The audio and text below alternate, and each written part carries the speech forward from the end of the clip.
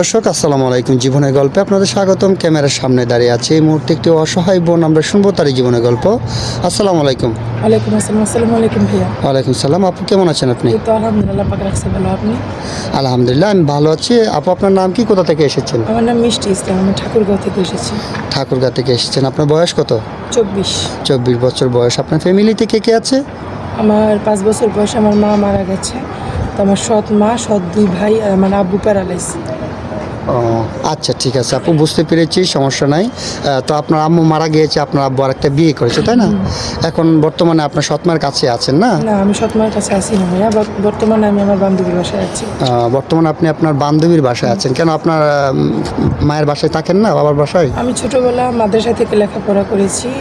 তারপর যে আব্বু প্যারালাইজ হয়ে বিছানায় পড়ে গেছে, তারপর আমার উপর নানান টর্চার শুরু হয়েছে। তারপর বাসা থেকে আমাকে বের করে দিয়েছে রাত 3টা বাজে। ও আচ্ছা আচ্ছা, আপনার সৎমা আপনাকে বাসা থেকে বের করে দিয়েছে রাত 3টা বাজে।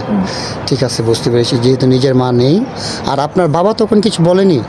একটা কথা আছে না ভাইয়া, যদি মা মরে যায় বাপ তালই হয়, এটা শাস্ত্রের কথা না, এটা সত্যি সত্যিই হয়। ও আচ্ছা আচ্ছা, বুঝতে পেরেছি। আপনার সৎমা অনেক সুন্দরী মনে হয়, কারণ যেহেতু আপনার বাবা ওনার কথা শুনেই চলে। তারপরে প্রত্যেকটা বাবারই উচিত যে নিজের সন্তানকে কেয়ার করা। সৎমায়ের প্রতি আসক্ত হয়ে আপনাকে কষ্ট দিয়েছে, এটা উনি ঠিক করে নাই। আচ্ছা যাক, সেটা ওনার ব্যক্তিগত ব্যাপার, ওইটা নিয়ে আমি কথা বলতে চাচ্ছি না। তো আপু, এখন আপনি আমাদের ক্যামেরার সামনে কী জন্য আসছেন সেটা একটু বলবেন। ভাইয়া, আমি আপনাদের ক্যামেরার সামনে আসছি এই জন্য, আজকে যদি আমি নিজে নিজে বিয়ে করি তো সে ছেলে যে আমাকে 2 দিন পরে ছেড়ে চলে যাবে না তার কোনো গ্যারান্টি নেই।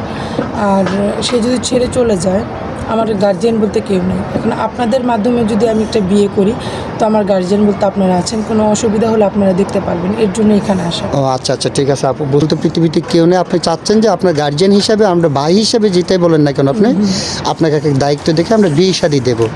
আচ্ছা ঠিক আছে, যিনি আপনাকে বিয়ে করবেন ওনার বয়স কেমন হতে হবে? বয়স যেমনই হোক সেটা ম্যাটার করে না, আমি একজন ভালো মানুষ চাই, ভালো মনের মানুষ চাই, যে আমার দায়িত্ব নেবে সারা জীবনের জন্য।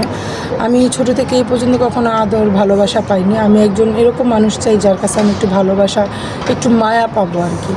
ও আচ্ছা আচ্ছা, ঠিক আছে। যেহেতু আপনি ছোটোবেলা থেকে বাবার আদরও পাননি, মার আদরও পাননি, আপনি চাচ্ছেন যিনি আপনাকে বিয়ে করবেন উনি যেন একটু আপনাকে ভালোবাসে। আপনার জীবনে ভালোবাসার খুবই অভাব, তাই না? হ্যাঁ।